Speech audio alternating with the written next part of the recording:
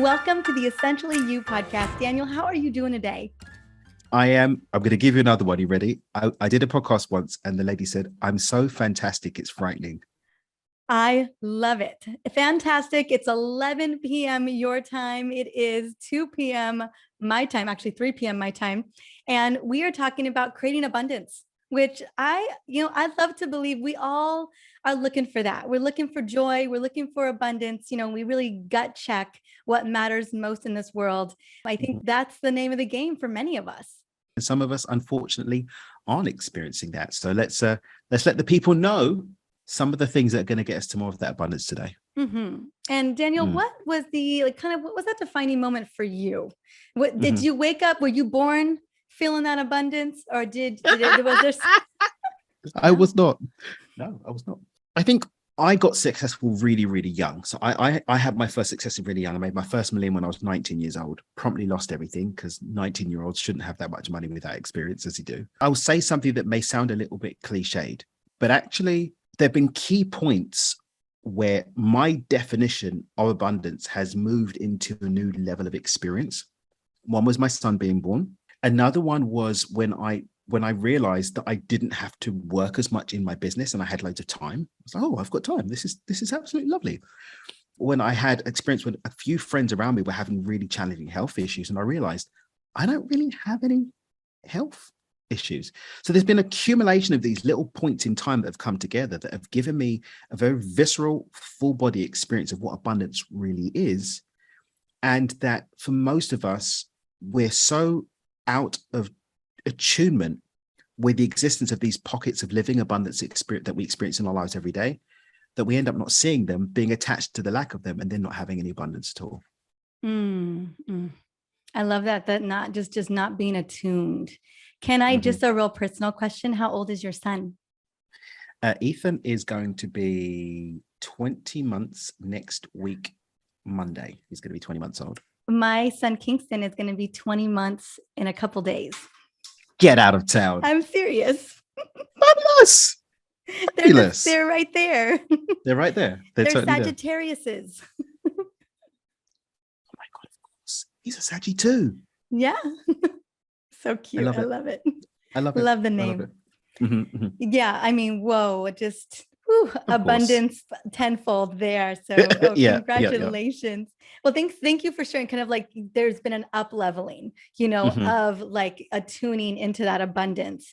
And I know, in all the conversations you've been having for many years, you talk particularly because I think when people try to really visualize, really try to imagine themselves living in abundance, as you mentioned, it's really hard to attune to.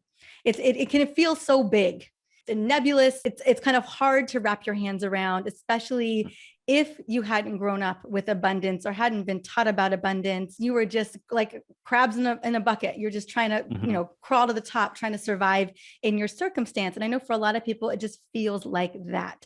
And so you talk a lot about micro shifting, because I think when it feels so big, it can feel like it's so far out there. Like I'm never going to get there. It's never going to happen for me. It wasn't meant for me. Whatever that belief system is, I'm guessing that micro shifting, and I can't wait for you to explain it, really starts to open the door for that possibility. The definition became very clear to me at one point. I'm going to give you the definition, and we can break it down and we can, play with it. The definition of microshifting, here's the dadism. A consistent series of baby steps made in the direction of a consciously chosen outcome. A consistent series of baby steps made in the direction of a consciously chosen outcome. And so there's some components there that are quite integral. First and foremost, consistency, right? Consciously chosen outcome, there must be intentionality behind it. And the baby steps portion is also very critical also, because it's whatever thing, no matter how small, is moving you in the direction of that consciously chosen outcome. It could just be that you researched the thing. It could just be that you opened up the book. It could just be that you got out of bed today and you hadn't done the day before. But as long as I'm stacking these actions and doing so in a consistent manner, any action, no matter how small, is going to move me in that direction and get me where I'm going. And it's about that consistency. So every day being committed, if you've got the intentionality in place, that you are taking those steps. How do we know that we're taking the baby steps? How do we know that we're moving incrementally in that right direction? Again, this is where the intentionality comes in, that conscious relationship to what I'm thinking, doing, and feeling, right?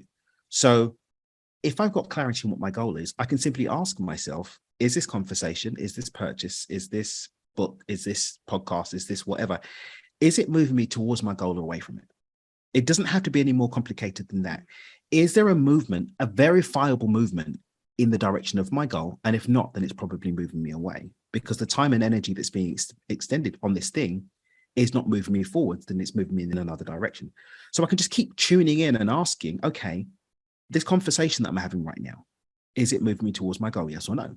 So for example, when we were brought together for the possibility of having this conversation, yes, it was going to be at 11 o'clock at night. And yet the question was, does the prospect of this conversation for me personally, a sacral human design type, does it feel yummy in my body as a yes, as moving me towards the direction of my goal? To serve more people, to have more impact, to bring abundance into the world? Yes. Okay, let's do the thing. Mm-hmm. If I didn't get that, it'll be, sorry, it's late at night, I'm not going to do the thing. Or it could be the person who's been invited to listen to this podcast. Does the description of this podcast meet that of something that's bringing me towards the goal for me to have more abundance in my life? Yes. Okay, then listen to the thing. And if we just keep asking and being playfully curious in these opportunities and things showing up in our life and ask, is it moving me towards my goal or not? Then how can I not be moving towards my goal? Mm-hmm. Now, Daniel, does intuition play? I think immediately when I was thinking about like just checking into that goal, is this moving me closer and closer? I was thinking about like just that inquiry of just checking in and then listening into that intuition, if it's a full body yes or not. And like there's an intelligence there, there's a knowing that we are moving in one direction or we're not moving in the direction. Do you find that be the case for people you've worked with, is like there's an attunement to that deeper kind of body wisdom, that intuition? I've been playing this game of, conscious creation, mindset, all of the things for about 22 years. I am as young as I look, but I've been playing this game for about 22 years. And one thing I see time and time again is people calling it intuition when really it's fear, calling it intuition when really it's programming, calling it intuition when really it's what I'd like to happen because I've got this constructed idea in my mind. And so I would say yes, and know what intuition is for you and how you relate to your intuition, because we have the different Claire types. Do you even know what that is? Because there are a lot of people selling you courses on Instagram saying, come and learn your intuition, and they don't know what their own thing is, or telling you to tap into your intuition the way that they tap into theirs. So yes, and learn to develop a healthy, data-driven relationship to your own intuition, which is very possible, and then play with the intuition from that place of knowingness. Oh, that's powerful. It's interesting. I hadn't even thought of it from that level, because I think so often, especially, a lot of women listening to this show and listening to our conversation, we as women, we've been told not to listen to it at all at times, and so even the cultivating of trying to listen to this knowing is its own practice. And so I was really curious, because as you're checking in, especially when it comes to something as like cultivating abundance, of like knowing if you're going in that right direction. And I love that inquiry, but I just know so many of us don't even necessarily always know how to tap into intuition at all. Or they do, but they've been told that they don't, and so they don't believe it. And so there's a lack of trust that's been, and I think it's sad that, the way that polarities have been moving energetically through society as a whole for a little while now, is that these sacred feminine power pockets have been suffocated a little bit. And I'm a little bit of a conspiracy theorist, so I think there's something to that, especially as we see another rise right now of the shadow side of the masculine showing up in the world, right? And that shadow seeks to devour anything that might bring in the light. And I believe it's the sacred healing feminine that is the antidote to a lot of the things going on right now. And that doesn't mean that it sits in the body of a man or a woman. I'm not talking about gender or assigned gender or anything like that. I'm talking literally about that sacred energy flow, which we all have access to. Obviously, it embodies more naturally within an identified feminine form. I believe there's so much power and healing available for us as humanity by encouraging and empowering that sacred feminine, healing, intuitive, powerful, nurturing, growth-centered energy to be given its true role of being the way that we lead and move forward as humanity. I 100% agree. 100% agree. There's so much, and especially all of that's cultivating so much fear and so much worry. And we've got, so many people concerned with gas prices and recession and inflation. And there's just, you can feel there's an energy right now. It's crazy because I literally wrapped a call, doing a live program that we We're doing the last one now. We're not going to be doing it anymore. But one of the lady was asking, but I need to be informed and I need to listen to the news and I need to know what's going on. And it's like, and I didn't say, girl, you need to get off the news. I was just like, but are you being informed? And this isn't to promote ignorance. It's to promote an understanding of the fact that there is a way to remain informed that doesn't take you into an environment that's designed to program you. And a lot of these emotions that we are feeling as humans right now are being programmed to elicit certain emotional responses. I remember the time I stopped watching the news in the US was when I realized that there was always a ticker at the bottom, and the ticker was never saying anything positive. No, never. That doesn't work. That definitely doesn't sell. If you look at the pace of it, there's a hypnotic trance in the pacing and how many times they play it every 15 minutes, and then they have you in these cycles. And so you're literally being programmed consistently with this negativity, with these points of anxiety, with these points of fear. And then as a society, we're then sitting in this field of anxiety and fear, and that's informing how we're showing up, the way that we're loving each other or not, the way that we're treating each other, the way that we're relating to our bodies and to our intuition. And it's cutting us off from that and having us a completely different energy frequency. I want to speak a little bit more into abundance because, you know, I know one of that was looking at some of the ways or some of the questions I wanted to ask. And I feel like a lot of us, we could use a win. You know, we could use some win. Give me a win, please. Give me a win. I need a lifeline, please. You know, if I'm listening to this, I'm thinking to myself, like, oh, like, how can I really start cultivating abundance? Like, Daniel, today would be great. You know what I'm saying? Like, today would be amazing. And so how do we, mind you, I know it's the baby steps, it's the micro shifts as well that are moving us in that right direction. We'll bring it back that way. We'll bring it back to that. But like, do I start to cultivate more abundance when I am just so fully present in the gratitude, or I'm just so fully present in the moment? I want to just taste a little, I want to feel a little of it. Like, exactly like that. give me some. And when you say cultivate, what comes to mind when you use the phrase cultivate abundance? I think like more like feel, like embody, because I think it's really an embodiment. And so that's what I'm thinking when I say cultivate. Okay. There's a line from a Rumi poem that I'm probably going to butcher, but I'm going to try anyway. Sorry, bro. You're not here to hear me anyway. Seek not love, but seek the barriers to love that exist within us. Have you heard that? Have you heard that one? I have. One of the craziest memes I ever saw was one that said, your mind is going to be blown when you realize that we don't actually create abundance. Abundance is always here. What we do is create blocks to it. Abundance is the natural order of things. If we look at nature, which is what I love to do, we look at nature. Nature doesn't have lack. Nature only has abundance. The only time that nature starts to have the apparition of not being abundant is when humans get involved. And even then, within a short order of time, nature reestablishes a level of abundant homeostasis with everything else. It comes back into a balance that's abundant. So if that's a natural order of things, then what we're really saying is, how can I drop the idea that I'm not abundant? I have to go and get more abundance. Not even the blocks, just the lie, because even the blocks are a lie too. So would abundance be, I know when the blocks come up, you know, I feel them. I know when I'm out of alignment. I know when I'm out of attunement to that and starting to let go. And nature is one of my favorite ways to just get re-grounded. I live right by the beach. I walk to the beach every day, watch the sunset, take Kingston to the beach all the time, and including today. And that just recenters, like all of a sudden I'm very present in like just life just being so good. Life just feeling so good, you know, in this moment, you just being present, the swing, the giggles, you know, like life is happening for me. There's so many people who are like, even the swings got replaced a month ago. Somebody did that for us. You know what I'm saying? And so to make sure that the babies were safe, there's people behind the scenes all the time, 24/7 who are working magic. And so it's when I become the most present, when I'm present in the moment, when I just start to like, just take in what's going on, that I feel that. But you know, the stuff comes up, and then the blocks start to come up. The old beliefs start to wall back in, you know, until you're able to brush them away. So I just always feel like for me, it's a constant practice. So here's one thing. I was interviewing my friends doing a thing at the moment where he does like quick fire round questions. He's just started to do the thing. And I said, I want to do it as well. And one of the things he said was around imposter syndrome. And it sounds like it's not related, but just stay with me for a moment. Do you ever have imposter syndrome? I said, yes. Imposter syndrome is going to come up. Limiting beliefs are going to come up. Trying times are going to come up. Challenges are going to come up. We live in a polarity-driven universe. We've got two sides to the coin.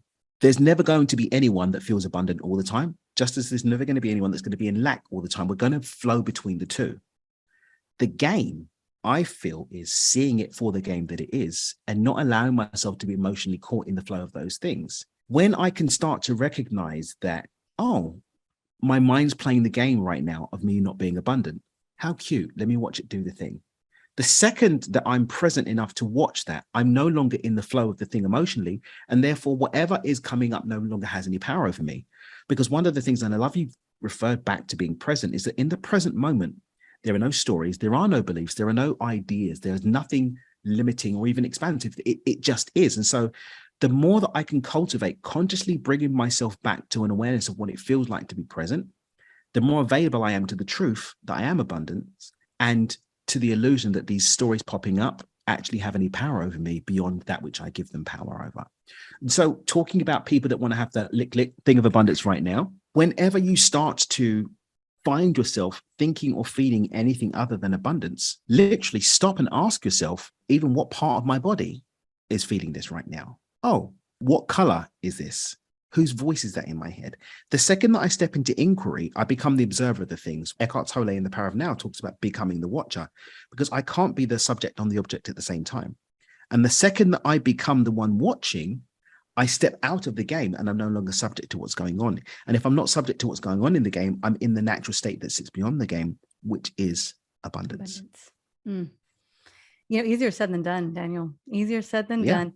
I've been practicing being the observer, you know, for a while now. I can't tell you how many times I've read The Power of Now. I'm trying to get there. Be the observer, be the observer. And, you know, it is a practice. I know I feel in my practice of like being in the what is of abundance, my being more fully present in the moment attunes me to it than my by trying to be aware of when my thoughts and my beliefs and my gunk and my imposter syndrome pull me out. Does that make sense? Should we do some? Should we line up some hacks then to help the listeners? I would always, all day, every day. First and foremost, it's something as simple as taking 3 deep breaths. So when my brain is going, I'm in my sympathetic nervous system. When I take 3 deep full breaths with a pause between each breath and out breath, I automatically jump into the parasympathetic nervous system, which is free of the monkey mind. The monkey mind is a sympathetic nervous system response. So all of those unchained, unbridled thoughts of fear, anxiety, doubt, not good enough, unworthy, and so on, they are programs. If I'm out of the sympathetic nervous system, I'm no longer subject to the program. I think it's also important, I think it's helpful that we don't see being the observer as this magical, mythical land that's over there, that's occupied by monks and holy men. It is simply the moment that I can stop and say, what am I thinking about? Who is doing the thinking? It's not this lightning bolt. I'm on the top of the Himalayas with sipping tea or whatever. It's literally just that moment that I'm able to have a delineation between the thinker and the thinking. The second that I'm doing that, I am present. And at first, as I start to accept that it can be as simple as me just asking that question, it may be flashes of experience. But then as I actually spend more time being conscious of that, it can start to be more of a present experience, to the point where when you're not doing it, it feels weird. When you're not present, it feels weird. When you're not feeling abundant, it feels weird. When I can start to accept that abundance is my natural state, it's the state that does exist in the present moment, and start to connect the dots between my emotional experience and where I'm at right now, then again, this flow of movement between nows, between sequences and periods of time where I'm experiencing that become more visceral, more real, and then the physical reality follows as a natural byproduct. So this abundant experience cannot be met without first having the abundant internal environment. But the abundant internal environment really is just being free of the illusion that it's not abundant. And that's available to me every single moment. I can stop and be present by simply saying, what am I thinking and feeling right now? And it doesn't require a disempowering trigger for me to do that. I can simply say, hey, you know, what am I thinking and feeling right now? This is a practice that we give to my guys Just set an alarm for 2 or 3 times in the day to stop for literally a minute and ask yourself, what am I thinking and what am I feeling right now? And are those thoughts and feelings aligned with how I want to live my life? Are they aligned with abundance? Are they aligned with me being in my purpose? And they aligned with me being joy? No? Okay, well, what can I do about that right now? Do I need to go into nature? Do I need to do some breathing? Do I need to go and have a glass of wine? Whatever it is that works for me, and then go and do the thing. But it's not a magical, mythical land. It is literally that instant, which can be a series of instances that I accept, that I'm seeing that there's a difference between the thinking me and the observing me, which is simply the question, what am I thinking and what am I feeling right now? I like the idea. And I mean, I think this is the ultimate pursuit. It really is. Just let it all, let it go.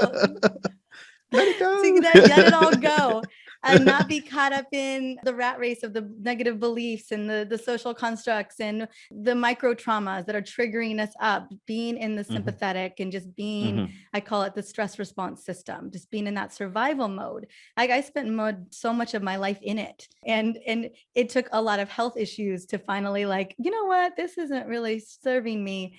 And I think so often it's even so unconscious. Daniel, it was so unconscious for me. And I think that this world really rewards us for operating there too. And so there's a lot of high fives and accolades. Yeah. And you're like, but you're hustling. Oh, you burnt out. That's amazing. Look at you. Go get it, girl. Yeah. Exactly. Like fierce hustle, grit it out, grind it out, like exactly. So and then you do, and people are like, look at you hustling. And so take that moment and to start shedding, like you said, all of the blocks so that you open the world to this place of it's just abundance. You just have been blocking it. Yeah, I know that for some, there's hopefully in this conversation, there just became just a conscious awareness, boom, of like, oh, and then there's the work of the practice of it. And I like the idea. I always tell people to, 4 to 5 times a day, have a little chime on your phone just to breathe, just to reset the system. But what I think is so potent is then to, even in that moment, after you've done the breath, to go into inquiry. Right then, because it what's interesting, I give this recommendation and I always wonder, is it helpful enough, to just breathe yourself out of what you may be tense, you may be, in a funky state, in a stuck state, and you breathe it out and you didn't even know you were in that stuck state. But then to go in and inquire, like, what are my thoughts? What am I feeling right now? Is this in alignment with what I want, my passion, my love, my fire, relationship, of just living an abundant lifestyle, or like just living in the abundant life is just so much more potent. And thinking about the practice of this, I feel like it really needs to be relatively frequent for some of us. Well, I mean, you got to remember that one of the things I have to say, even if we're only 15 years old, we're both grown-ups, we've got little humans and all the things. But even if we were only 15 years old, we would have spent 15 whole years practicing being the people that we are. So next year, I'm going to be 40, right? 38 right now. My brother-in-law like to remind me, next year, you're 40, Daniel. Ha, ha, ha. Right? So let's consider that the analytical mind kicked in for me at 8 years old. For example, I've spent 30 years practicing being the person I am today. It takes 21 days to build a habit. Isn't it 21, 27 days, whatever 21, it is? Yeah. Times that by years and add another 9, and that's how long I've practiced. If someone's listening to this and they're in their 40s, they're in their 50s, and you've spent decades perfecting the art of being who you are. Give yourself some grace as you go through the process and the game of maybe trying to be someone else. Maybe it's not going to happen after a 1-week retreat. Maybe it's not going to happen after a 30-day challenge. Maybe it's not going to happen after a year. But if we keep chipping away at it and taking those micro steps, taking those micro steps, those baby steps, you are moving in the right direction. And the moment will come when you feel close enough to recognize that you're nearly there. I'm not there yet. And that's okay. I was just thinking, I was like, not there yet. And that's okay. Practicing, that's for sure. And that's okay. And that's okay. And again, giving ourselves grace is acknowledging that as humans, we're not going to be switched on all the time. We're not going to get it right every day. There's going to be times when we're going to backslide or whatever. And that's part of the game too. There is nobody that's perfect. There's nobody that's got it all worked out. Even the ones that make you look like they've got it, or make you look like they've got it on because of their Instagram account looks so perfect or whatever the thing is. Everybody's facing something and has a challenge somewhere. And again, that's okay. It's part and parcel of this thing that we call the game of the human experience. I so resonate. I know that when people think about abundance, sometimes what cues in is financial abundance, is prosperity. And I know that this is a lot of what you're guiding as well. Living in the awareness that abundance is what we live in is going to help cue up receiving more of that energy in. How do we I mean, is it just is that it will translate into financial abundance, or is it that we take inspired action? Okay. Not necessarily, because we're limited to the belief systems that we hold right now. Okay. Right. So if I don't hold the belief system that it carries over, then how can it carry over? And in the work that I do, yes, people might look and say, oh, Dan, you just help people make money. Well, that's not the most important thing. No, it's not the most important thing, but it's a measurable thing that we can use to track our ability to do the more important things, right? If I'm saying I'm going to help you be more abundant in your happiness, there's no way for us to track that. But if I say, hey, follow these steps and you're going to have 6 figures in your business, you're going to have 7 figures in your business, you're going to have 8 figures in your business, and it works, then you know it works. And the really cool thing is that the divine didn't make a different playbook for creating different forms of abundance. It's one playbook, but we have these ideas in our mind that it's a different playbook. And so even though we are capable of playing the game in our relationships, in our health, in our happiness, in our purpose, if we've got the story that it's a different game when it comes to money, then it's not going to connect. And far too many people have this story that it's different with money, and then money becomes the one thing that stops them fully embodying the rest of it. And that's why I focus on the money, not because it's more important, but because we can track it, we can see where we're going, and then we can take that learned practice skill that we've got a conscious relationship to and apply it to other things as well. So it's really shifting that belief. You're absolutely right. Like someone could feel like they could achieve happiness, but money is definitely elusive. And and yet if you've achieved happiness, then you've already got the ability to achieve abundance in money also. But it requires you to drop the story that there's something different between the two. Creation just is. Abundance just is. The process of creating abundance just is. But if I'm holding the story that there's something different, I'm holding on to that story that there's a different way to do things. I have to do something extra special. I can't do it unless I'm on the mountains of India. Then how can you expect it to turn up for you? When you think about all the different areas where people are holding on to, and you've worked with people, is money one of those things that they're really entrenched in those belief patterns? Yeah, even the people that have got money. So I end up having people in 2 different camps, right? People have got the money and they don't have the other things, or they've got the other things and don't have the money, right? And I find that I'm kind of bringing them together to what I call a 360-degree experience, like a 360-degree experience of abundance, recognizing that I don't have to burn out and not have relationships with my families and have illness in my body. And I don't have to be struggling financially just so I could be happy at home. I can bring them all together. But there's just this weird series of completely unnecessary narratives that sit around this idea of money and how it relates to our overall experience of abundance. Yeah. I mean, I think so many of us grew up with money. There's a struggle in it, that we shouldn't want it, that there's some inherent evil around it. But it's the root. It's the root. But then also, like if you don't burn out, you're not going to make it, and so it's just a lot of, dispelling so many beliefs around money that have been passed on and passed on and passed on and passed on through generations. And you're right. I've seen people who have it and still have, we can tease apart in different things around money. Maybe it's savings, or maybe it's, you can have a lot of money, but you just hold on to it with everything you've got. And so it's just really fascinating the ways in which the different belief systems play out with money. I mean, I definitely still have them. I've been working on them. Yeah. it's just fascinating to me to have the mindset of seeing that you said the one playbook, right? It's the one playbook, and that money falls into that playbook too. And it's just a matter of I'm just curious, Daniel, like when you're working with some people, I can imagine these are very tight to hold on to. You know what I'm saying? Like they're just like, you don't take that one, that belief. Like I gotta hold on to this one. I need it. It's my friend. We've been together forever. Exactly. Like, do you find it's harder to untether some of those with people, or okay? This is where my signature program, Micro to Millions, really came in, because it combines this approach to abundance as a natural state with micro shifting and some other magical source pieces. Yeah. But one of the key things is that we just baby step the relationship to money from a completely blank slate. So in the program, we have people start at 0. So you have to open up a completely new bank account at zero. And we take people step by step from taking the account from 0 to 1.6 million and beyond. We give them the roadmap for that in as little as a year. And we have people do that. And they go through this completely revitalized new relationship of step by step with money. So we go through it's a 14-step system that we go through. And at each step, we move into a new level of abundance, and we stop, we connect to that level of abundance that we've called in. And then we move to the next step, and then we pause, and then we move to the next step and pause. And what happens is we build a new momentum that's got a very conscious relationship to our money.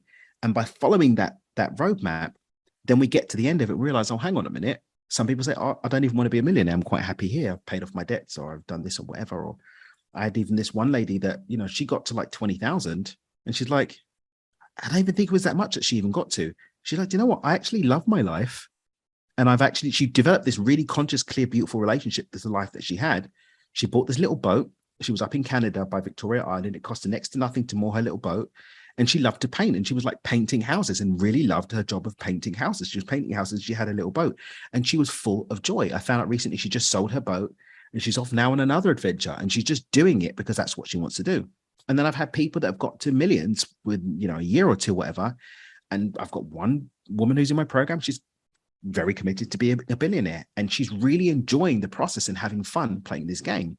And we've had people all the way in between that, but they've gone through this process of consciously building a completely new relationship in these micro shifts. That means that they can see, where do they want to be? What do they desire? Where are those stuck states? Where are they coming from? But doing it in this really clean container of baby steps. I love the observing of it as the game, and figuring it out. I just love that so much. And I love that you break down that it really isn't that challenging to start breaking apart these beliefs and being in that abundant state, just naturally in the flow of it. And then, with the work, with someone like yourself guiding the process, beginning to create that financial abundance as well, along with whatever else of the abundance that they're looking to create. Of course. But I mean, and anybody could look at this process, just start afresh. It's really playful to think of personifying the relationship to money, right? If money was a person, write a love letter to money. Consider, if I was relating to the energy of money as a person, an embodied person, how would I connect with it? And just get into this completely new. You can journal on it. You can bring it into your practice of meditation or whatever, but just consider that the possibility exists to have a completely brand new relationship to money that doesn't have a tie to the existing limiting beliefs, and you can build it anew, and those new beliefs no longer be a part of the story. Powerful. Now, I know you have a video that really embodies this, right? I love this, which is 3 ways to be a harmonious money magnet. So you're going to give us some ways to do that. And I think this really speaks into cultivating you get to create a different relationship with money today. You get to have a different kind of conversation with money. You get to feel a different way about money. You guys get to be best friends. And I take it this video is really going to help us start to re-examine, kind of recreate a different relationship. Yeah, it's like a little mini masterclassy kind of thing. I think it's about 40 minutes. And I go through those 3 secrets, just 3 components that even if you just dive into one of them, the whole game can change. Play the game of playing all 3 and watch it go to the stratosphere. That sounds so powerful. I love it. Well, we're going to have that in the show notes. I highly recommend it. I'm going to go check it out.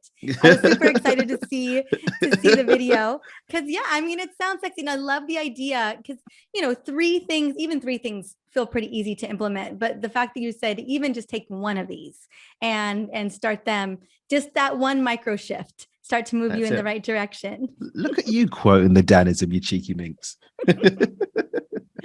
Daniel, it's been so much fun to have you on the show and to just open our worlds about, you make it feel like we can start really stepping into this. And I'm just so grateful. Probably one of my biggest takeaways is that it's all the same playbook. We don't have to try to put everything in different slots, different categories. We can have all of it, is what I'm hearing. All of it and more. All of it and more. Thank you. Thank you.